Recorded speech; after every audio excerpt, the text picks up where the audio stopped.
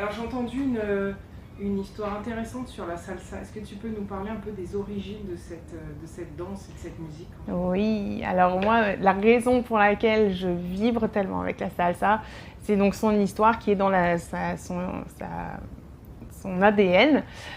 Donc à l'origine, c'était les esclaves venus d'Afrique qui avaient apporté donc ces rythmiques africaines à Cuba.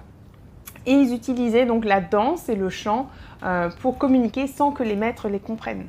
Donc finalement, malgré leurs conditions physiques et logistiques très restrictives, ils avaient une grande liberté dans leur tête et en tant que communauté pour s'exprimer et pour être ensemble.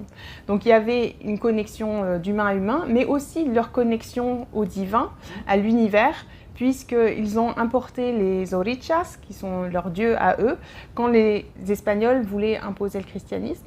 Et en mélangeant les deux, eh bien, ils ont pu continuer à pratiquer leur culte, voilà, à honorer leur dieu à travers la danse. Et donc aujourd'hui, quand on danse, pour ceux qui ont l'oreille un petit peu affûtée, eh bien, on entend dans les chansons où on invoque certains des dieux. Donc par exemple, Yemaya, qui est la déesse de l'eau et de la création, eh bien, on va avoir des mouvements beaucoup plus fluides qui rappellent le mouvement de l'eau. On a d'autres dieux comme Ogun, qui lui est le maître du fer, qui est plus cassant, avec des mouvements plus stricts. Donc on peut exprimer beaucoup de choses donc dans ce côté-là, mais aussi s'exprimer soi, parce que la danse, c'est quand même un langage universel qui nous permet d'être vraiment nous-mêmes libres. Comme les enfants, on joue, et la salsa et la cubaine en particulier parlent de ça, de vraiment être soi le plus possible, et avec la communauté, avec son partenaire et avec l'ensemble de la communauté. Donc c'est vraiment une très très belle danse. Super intéressant, merci beaucoup pour cette explication.